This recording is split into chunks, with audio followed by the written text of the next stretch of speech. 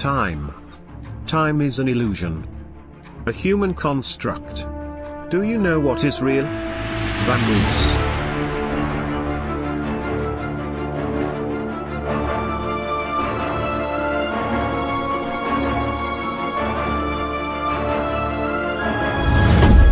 Not on my watch. Vamoose is back with issue 2. Packed to the brim with tales as old as just a moment ago.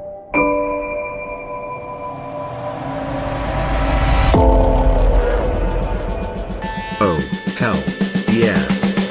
Featuring the return of Old Man Biscuit from Rob Lyle. And another Sputnik and Thunderguts adventure from Nick May. Plus, stories and art from some of Australia's greatest creators. Including Ben Sullivan, Robbie Donaldson, Beck Halley, Millie Holton, Hayden Sparrow, Jess Kitty Parker, Emily Grace, Peter Wilson, Brian May, and Isaac George. From Reverie Publications and PsychoJanitor.com, Vamoose 2, Not on My Watch, is out now. This is where the party is at. So let's party. All over them butts.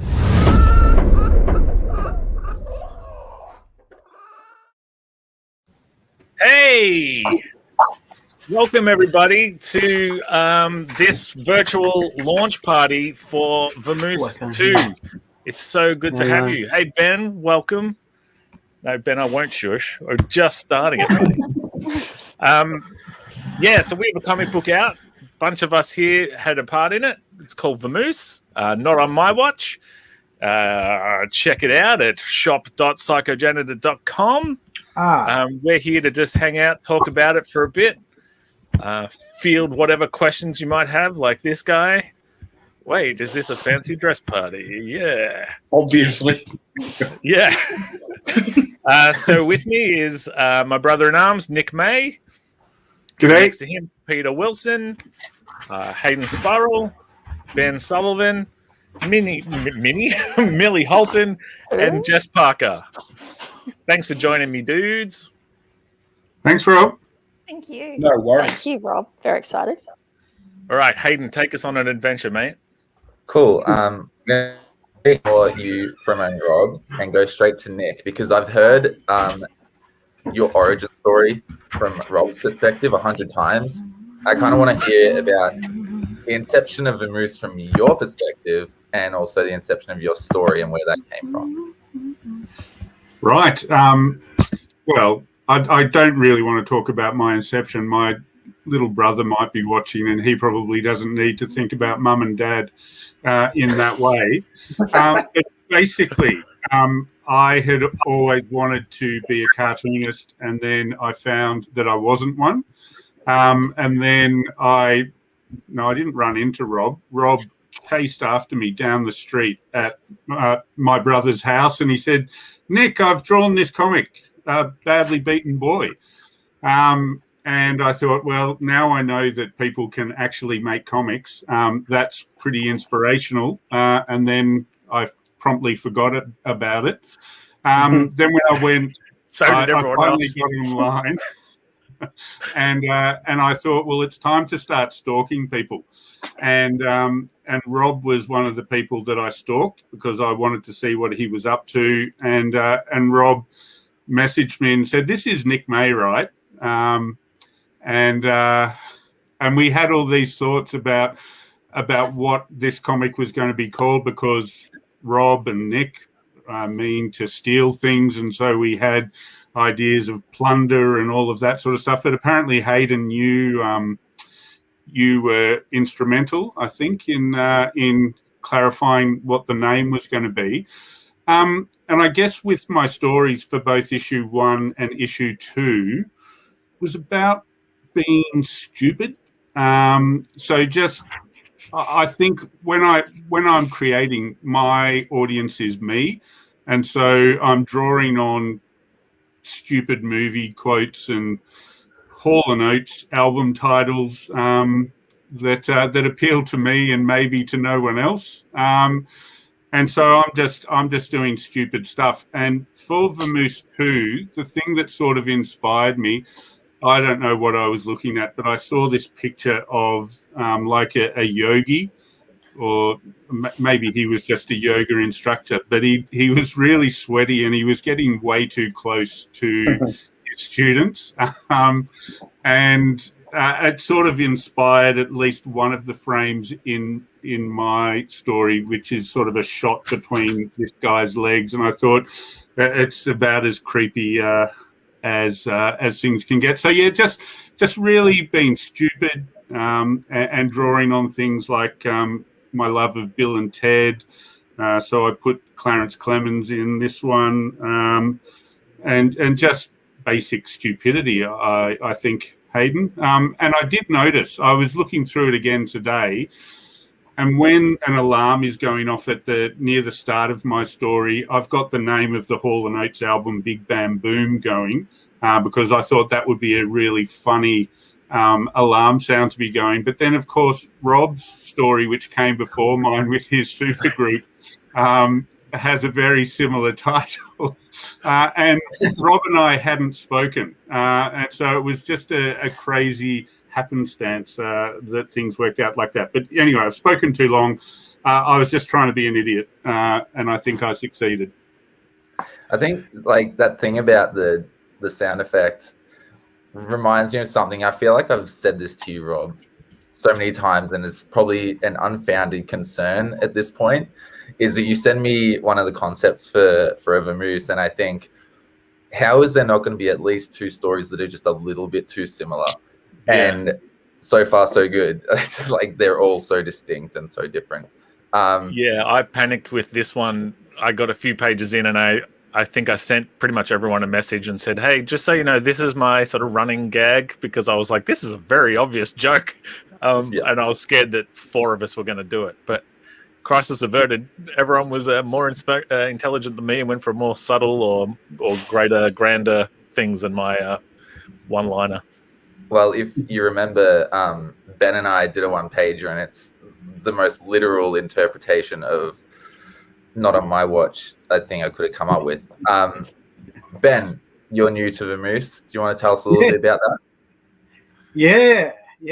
Well, we got the one pager.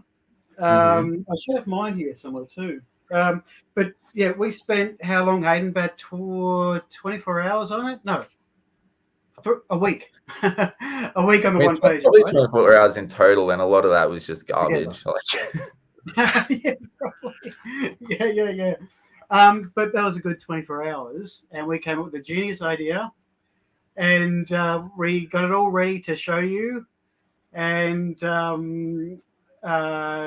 what happened? Where were we? The comic shop. We met up with Rob. This was between lockdowns. We met up at All Star Comics, and we were going to go to the pub and grab a drink, but we just wanted to show Rob while we're at the comic shop. Yeah, and me and Ben, like 2 little kids, standing around our editor, showing him our story, and we got. What was it? I don't get it. Oh no, it's a good pause. A long pause. No, there was a pregnant pause that went on far too long. Hey, Zach. Hello. We'd done something wrong. Hey, Zach. No, yeah. Wrong. But it was actually... Yeah, and you think, Rob, you were put under the pressure there, and sorry about that. No, it was cool. Like, yours is the think piece of the book, and I was void of thought that day, and I was looking at it, and I didn't get it. But then it turned out to be the most rewarding experience, because it was like a mystery that unraveled before my eyes. I started going, wait, these are 2 dudes talking to each other. Oh, wait, they're pulling the arms of the clock. Oh, wait. Yeah. And then you guys were like, should we go back to the drawing board? And I was like, no, if everyone experiences it like I just experienced it, it's absolutely genius. Or they'll be smarter than me and get it straight away. It's very readable, that one. That's what we planned. Yeah, did you get it, Pete, obviously, on the first go? Was it just me that was dumb? Robbie Donaldson, who drew the script I did for this, he read his issue first, Okay. the digital copy, and he drew my attention to it. He said, I don't know what it is about it. I'm not sure if I get it, but it's really interesting. What do you think about it? I read it the first time. It kind of stuck with me, and then on the second reading, I was like, okay, this is actually genius, and I know nothing. Well, I mean, Ben did this thing that he's always doing when I write for a script for him, in that he always picks up things that I didn't even intend to write in the script. So I'm certainly maybe we're all just equally, devoid of logic when we're writing and when we're reading.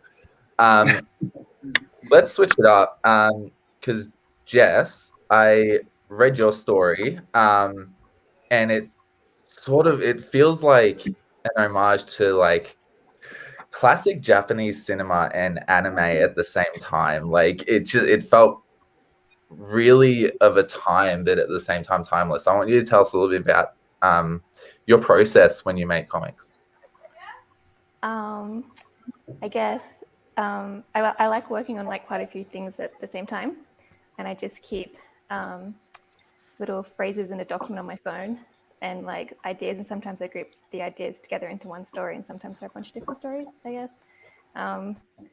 Yeah, I guess with that one I've been getting into westerns and stuff, and so that was kind of the inspiration for that, and and exploration in space and different planets and stuff like that. So it was kind of just mentioning all that, sort of those interests. And Yeah.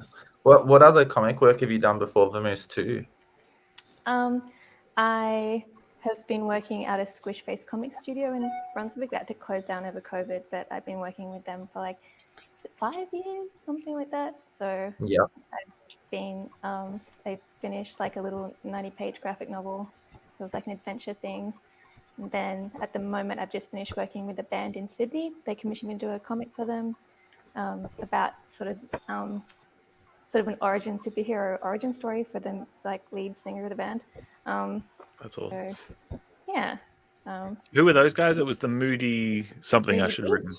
Moody Beach. Yeah. So, yeah. wow. Awesome. Yeah, your story it felt like Akira Kurosawa. I don't know if you've seen any of his movies, but like it had that Western element as well. That's sort of where my brain went, like Seven Samurai. Yeah. Cool. I feel like we're doing circles at this. Well, actually, no, it's you're smashing it. Like a star. It's just going all over the place. Millie, can you tell us a little bit about your story? Because I have reread it so many times. It's a one-pager. It's a fast read, but it's hilarious. And the ending feels so relatable. Like, we've all had that moment, I feel like, in one way or another. Oh, that's very nice, Hayden. So my story is just about how I'm always early to things, and I'm such a time Nazi, and I get really cross when people are late, and so I'm always really like chronically early for everything, but it always leads with me being half an hour early to everything and sitting alone and being embarrassed, and that's what happens in the comic. But there is a logic to it. If you read the comic, there's a reason why I'm that way. But anyway, thank you. It's very nice that you said that. Have you done? Am I mistaken? Have you done comics for Heaps? Is that who you work? Yeah. Yeah. Yeah, sure. So last year, my friend Josh Chodziesna was putting together a bunch of improvisers and performers, which is a community I'm a part of, who he knew liked to draw, and said, "Can you make an anthology series?" And so they're all kind of comedic writers, I guess. And I'd never made comics before, but he introduced me to this like wonderful world. And it's kind of, I guess, every 3-ish months a new one comes out. Rob was in the last few, which was wonderful. I'd really recommend it. Yeah, so would I. Yeah. And Josh is also to thank and to blame, and to shows me to be a bit of a rip-off artist. So issue 3 of Heaps, I put my hand up and said, "Can I be in this?" And he said, "Sure." And then I said, "Can I be in this all the time?" And he was like, "No." And I was like, "Oh." And that was like, it just coincided with that I had found Nick on Instagram, and I was like, I should make my own team I should do my own book. And I reached out to Nick and then on to Pete and then on to Hayden. And yeah, Vamoose is heaps light. Right, heaps. So Josh is discerning and rude, and he should have let you in. I voted for you in. Watch me flip on Josh in a second. Yeah. No, he's been awesome. He brought me back for issue 5 to commemorate, making it to 5 issues and stuff. So, yeah. And I said, look who's come crawling back. No to you, buddy. Yeah. No, I said I'd love to. And you're going to bring him into the Moose to return the favor? Oh, with that, yes. I stole Millie from him. I didn't think to ask him. I should totally do that. I don't think you should. I think you should just reject him as he rejected you. Oh, keep the cycle going. Yeah. Just send him a submissions open thing and wait for him to bite, and then Yeah. We need a bit of beef in the comic industry, don't we? Yeah, absolutely. It's too pleasant. hurt people, Rob, and I think you need to give him something. Thanks, Dave. The treat a mean sort of idea. Absolutely. There needs to be more negging. Just come around. Absolutely. Zach, tell me something about drawing my characters and how awesome it is, because you're really good at it. For those who don't know, Zach did the one of the. I've got it right here. He did one of the. That's the one.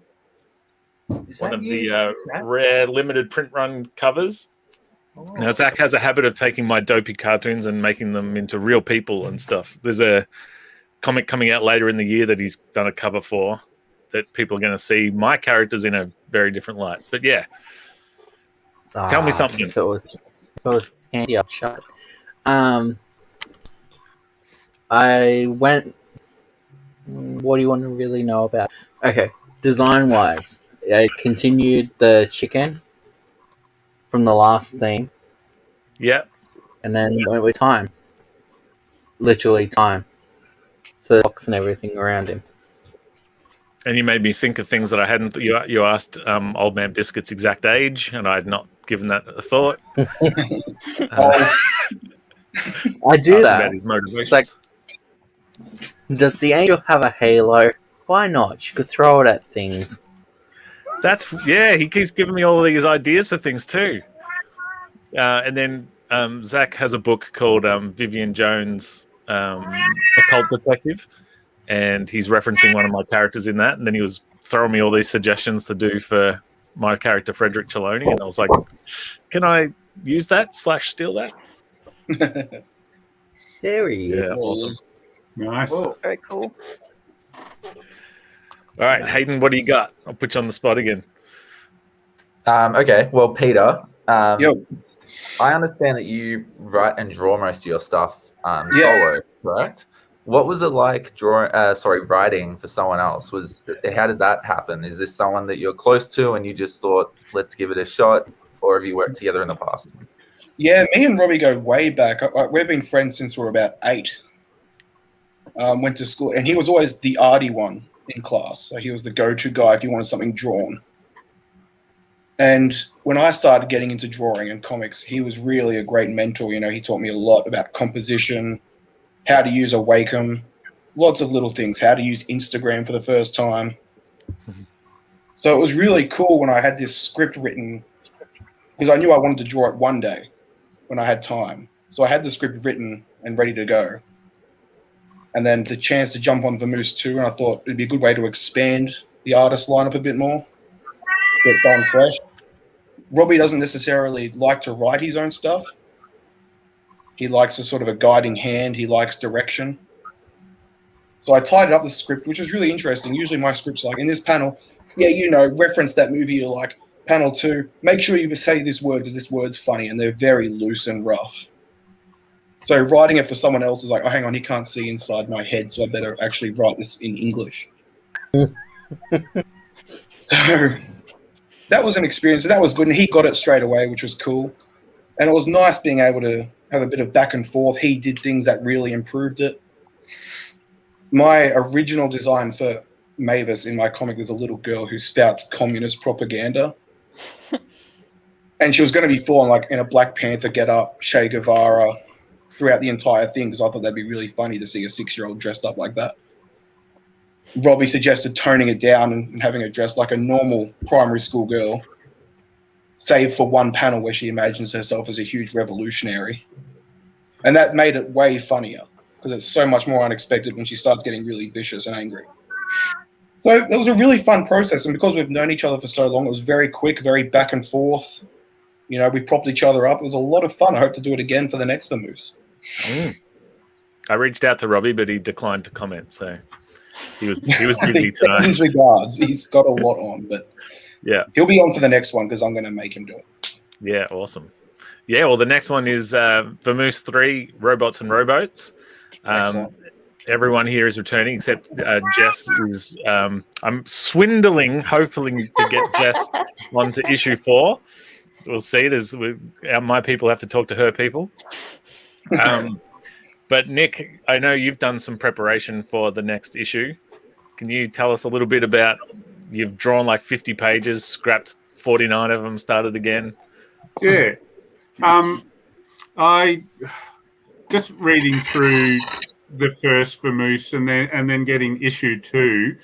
I love the way that your stories went together. So they're sort of random, but just that continuing story. And I thought, well, I want to do at least 1 2-parter here. So I wanted to do issue 3 and issue 4 sort of flowing into each other. So I did, and I've made a little zine. So I homaged the Jack Kirby Incredible Hulk cover.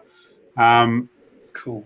And I don't know what I was thinking. So I called this one Beware the Fickle Current because it was about electricity and it was about water and whatever. But then changed it to be called None But the Brave because there were nuns in it, and it was about Sputnik and Thunderguts going to a church and meeting some nuns, and the nuns were keeping a robot in their basement, and they told their story about how they found the robot in a lake, and then at the end that the robot was going to be defeated, but then the nuns were going to form this gigantic mecha called Motor Superior, because that was hilarious. I just didn't like it. I didn't like what it left me for issue 4. So I went back, and I've just I was talking to Rob on Saturday, and Rob asked a few questions, and I thought I've just been paralyzed by this whole thing. So on Saturday afternoon, it took me a few hours, and I sketched out 7 pages. These are ash cans ready to go. Send them to print. That's so cool. And I think I know where I want to go. I think I know where I want to go with issue 4 now. Wow. But I don't know. So I posted on Instagram the other day an A4 page of me scrolling down potential titles, and I just thought for issue 4, I can't be happy until I've got the title. And so I was coming up with these names, and I thought, yep, that is killer. And then I do a quick Google search and like, oh no, that's the name of a perfume, or that's the name of a Dungeons and Dragons game or something. And I was like, how have all these good names been thought of? I'm doing this here. So I wanted to call my story Chanel number 5 as well, but yeah. I'd never heard that before. I thought that it was original. So I think I've got enough stupidity, including some popular Russian singers from the 90s and that sort of stuff, where I've name dropped a few people in Vamoose 3. But I'm on school holidays for another week, so I'm hoping that I might be able to, at the very least, start Vamoose 3 properly. We'll see. What I've gotten from this is that if all of us hit severe writer and artist block, Nick has made enough content that issue 3 is filled near enough. I want to ask you a question, Rob, because I haven't asked you anything yet. I don't want people to think I don't like you. Okay. Issue 2, you've kind of like gone bigger and better in nearly every way than issue 1. You had this 24-page comic in mind when you made issue 1, and it was probably going to stay at that going forward. But then you kept saying to me things like, maybe we'll increase it by like a couple pages, or maybe we'll increase it by 4 pages. And it kept creeping up to the point where you're just like, I just want everybody to be part of this party that we're having. Talk to us about the development and tell us how you got all these people on board. Yeah, awesome question. So my belief / understanding was 22 pages, 24 pages is what a comic book should be. So that's what Vamoose 1 was. And so I went to great lengths to try and make sure everybody had I think I've got 8 pages and Nick has 7, or vice versa in the first one. And then, and then at like the last minute, we were missing a page, and I reached out to Millie, and she smashed out a page in a weekend. And like one of the most talked about complimented pages in the book. That's nice. So, and then I realized the only thing holding me back from making this bigger was that it would cost more to print and therefore cost more to sell, I guess. And I realized that all that pain in the ass organizing and restricting everyone was just not necessary. I tried to do it again on issue 2, but then opportunities came to basically have Pete return. So the idea originally was me and Nick, and then yourself, Hayden, became a regular, Millie became a regular, and Peter was in the one guest spot. And then Jess was going to be the second guest spot, filling Peter's shoes, essentially. But then the opportunity was to have Peter back, and it was kind of like, he was part of the family on the first one. He's keen, I'm keen. The only thing stopping me is this weird rule about 22 pages, 24 pages that I'd set myself. So now the book is as big as it needs to be. So this upcoming number 3, we have all the regulars plus Angie Spy. Oh, no, wait, sorry, that's number 4. Dana Lawson is joining us. Chris and Nick Pecan of Fox and Hound fame, Alex Major, and of course Emily Grace, and everybody you see here except for Jess, who's obviously welcome whenever she wants, but she has other things to do. Thank you very much. And then in terms of like everyone here, I guess since The Devil's Toilet came out last year, I've been very fortunate to have met a lot of people. And it was just as simple as sending people a message. I was in heaps with Millie, and I thought that she'd be awesome, and I just reached out, and she said yes, and simple as that. And I couldn't be happier. And then I was talking to my sister-in-law about joining. She contributed a story in number 2, and I was trying to convince her to come on the live stream, but she's in witness protection. But I also they're an awesome group of people. Like, they wouldn't be in Vamoose if they weren't. And that's about it. Be cool, make cool stuff, and I would love to have you in the book. Was that an answer? Can I just butt in very quickly? I gave a few copies of issue 2 to my nephew, who is sort of one of the few people I know who has a love for comics in his 20s. And I just expected to get a text back to say, Nick, your stuff was unreal, and everyone else's was a little bit whatever. But he texted me back he told me that that Beck's story was his favorite. So breaking down families, Vamoose can do it all.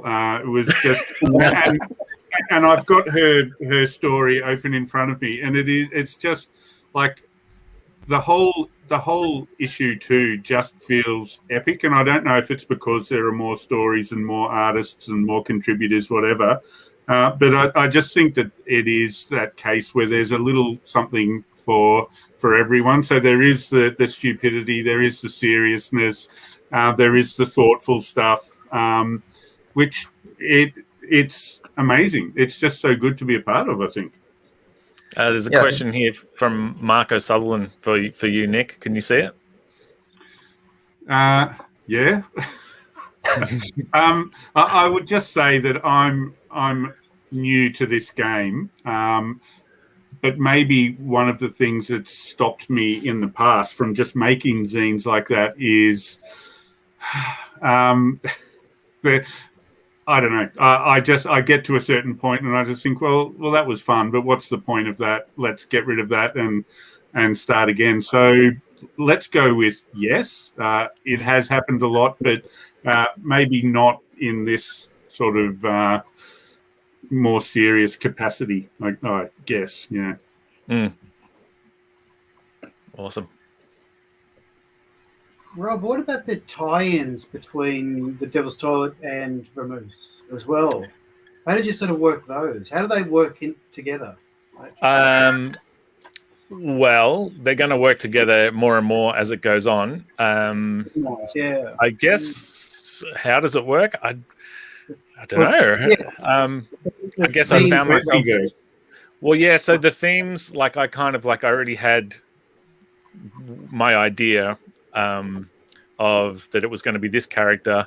He's in the Devil's Toilet universe, and now I'm going to take him on a themed adventure sort of thing. And so Old Man Biscuit, spoiler alert, it may or may not be his last adventure in Vamoose 2, and the focus switches over to some other characters, and he'll be getting dropped off legit into the Devil's Toilet world. And so it's my little, my little Marvel Tales, as opposed to, so if the Devil's Toilet is the Fantastic Four, over here I'm telling these little Marvel Tales type stories, and then I'll pinch the characters so that when you do a turn, those that are keenly watching, all three of you, the turn page reveal of oh my God, it's him, will actually be someone you've seen before if you've been reading all my stuff. I guess it just came down to I was drawing it, so I wanted it all to be connected. Right. Yeah. Right. Yeah.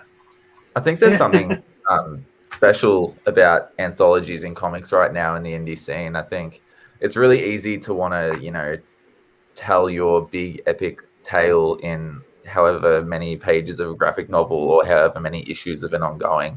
And even you, Rob, mentioned that, once upon a time, anthologies just didn't interest you whatsoever. But now it's this place where you can pull all these people together and tell all these interesting stories. And the kid that Nick sent a book to, people are reading them and people want to check it out, and people know what they're in for, in the sense that you don't know what you're in for. Every page is something new, and people get it, and people are excited about that, which is awesome.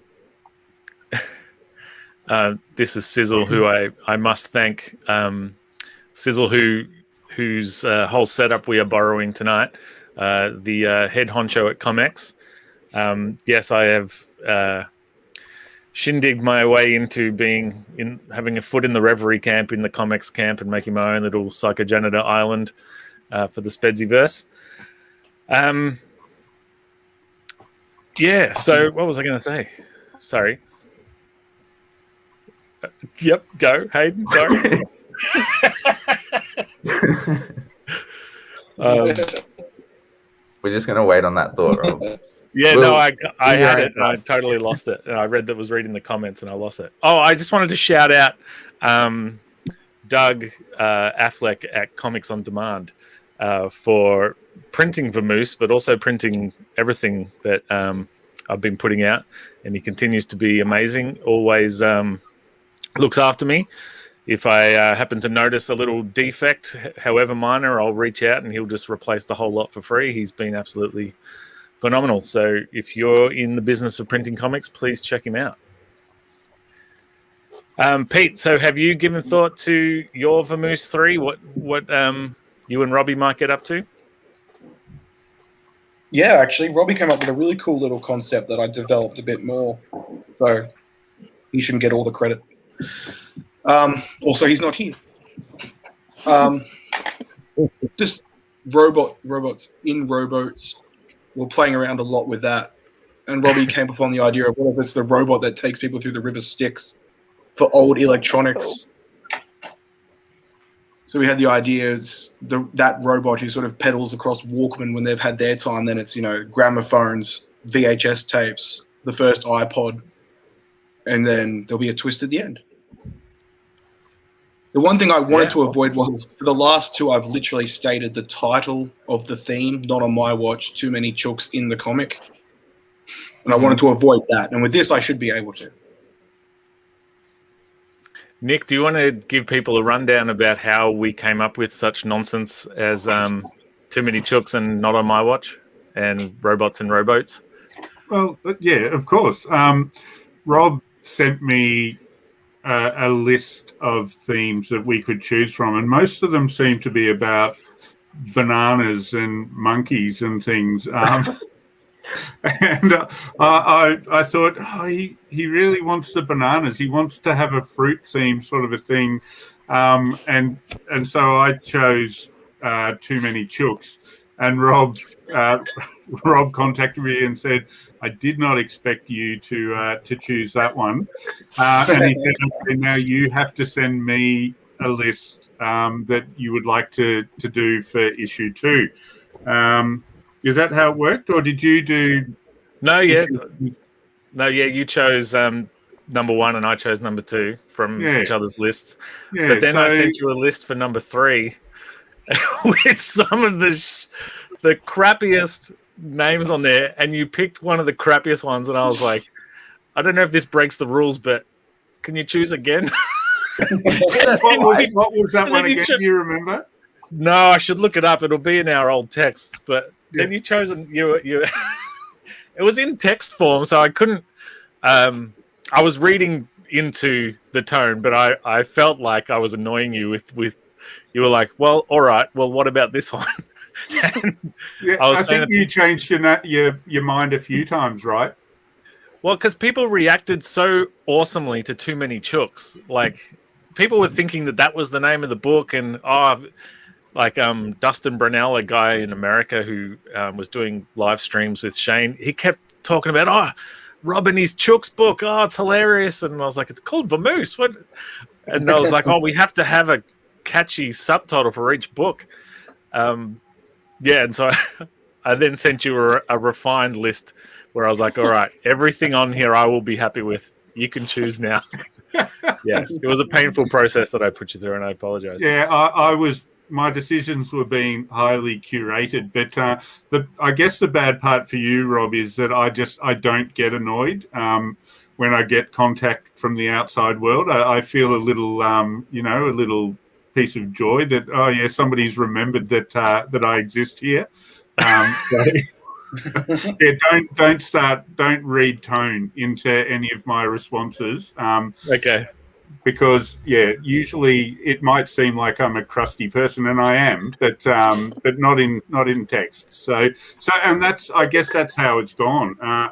So we've got titles up to issue 4, and then I guess we'll start again. Yeah. I feel like if we make it to, I intend to make it to 5. I don't know about you. That'll be some sort of, I guess it has to be some sort of anniversary type. Well, who knows? It's that's the comic book improv of it all, of like get a suggestion from the audience, but we're the audience. Wasn't that benchmark that I think it might have been Brendan Halliday mentioned? Forgive me if I got the name wrong. I think he said 6 issues. It was like you got to get 6 or more. Yeah, then you're legitimate, pretty much. Oi made it to 6. I think the original Reverie made it to 9, so we have to beat 9.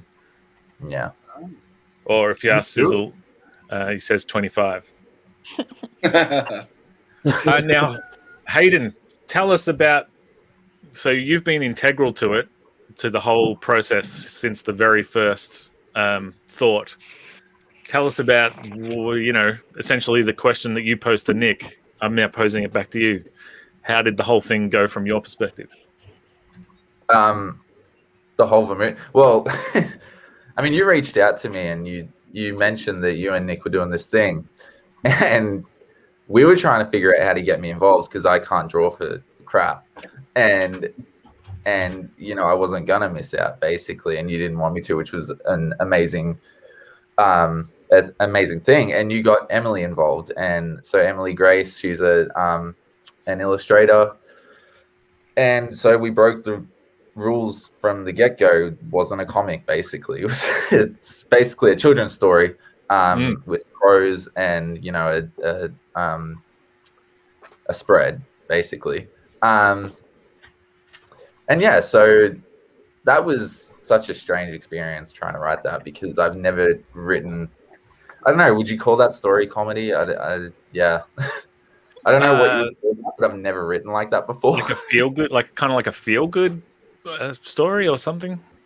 Yeah, it was sort of like a 500-word short thing, and usually I'll write a comic or I'll write something, whatever, not 500 words. So it was, and then on the second story with Emily, which was Captain Flapperjack, which basically came from the idea that I didn't want to be as literal as I was with the story I did with Ben.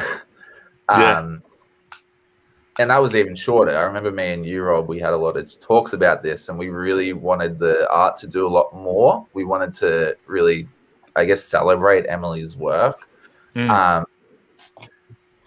And so part of that was trying to reduce the length of the story. And that was another really fun challenge again. So I think it's about half the length of the first one, but it just works. And I think we were able to play with layers in terms of, we put the story on the right-hand side instead of the left. We made sure that, or Em made sure that, the river sort of flowed in a certain way. So I think it was a really fun and really creative experience. Hopefully she agrees. I'm not going to speak for her, but yeah, I'm looking forward to what we do on the second one. And yeah, Ben, well, I mean, sorry, yeah, no, she's in for issue 3, so she kind of hated it too much. Yeah, and Ben's just Ben. I've been working with him for years at this point, so we're just doing our thing. Yeah, it's been a couple of years, I think. Yeah, Ben Sullivan, one of the greatest and most humblest illustrators in Australia, and I just backdoored my way into getting him in Vamoose through you. I was just like, oh, Ben's going to be in Vamoose? Okay, sweet. Did I even give you a choice? I teased it out. I was like, I've got this thing, but I don't know if I can commit. I don't know if I can tell you yet because he hasn't confirmed. Yeah. And that's probably why I was thrown too, because I was expecting, I know Ben's art style very well, and then when you brought something that was not what I was expecting, I was thrown in every way. We were either. We weren't expecting that either, I think. Yeah. To surprise us all. Yeah. Yeah, I don't think I answered your question, but that's basically my journey with Vamoose. Yeah. Yeah. Well, I guess I just want to say thank you to all of you. It's an absolute privilege and an honor to have you guys in this silly book and in the previous silly book and in continued silly books. If anyone wants to grab a copy, they're available at psychojanitor.com. Yeah, I guess thank you is my main. I'm very grateful to have this book in my life and have further issues to look forward to, and it wouldn't happen with all you guys. So thank you very much. Congratulations, Thank you. Cheers. Thanks for having us. Yeah. Thanks, Rob. Yeah, well, I guess that's it. Good night. Thank you very much to everyone listening. Go grab yourself a copy. Also got some new Spedziverse collector cards that came in today. So I'll chuck some of those in your order for free. Thank you very much. And we'll catch you down the road. Cheers. Thanks, everyone. Ta-ta. Yeah. Good to see you all.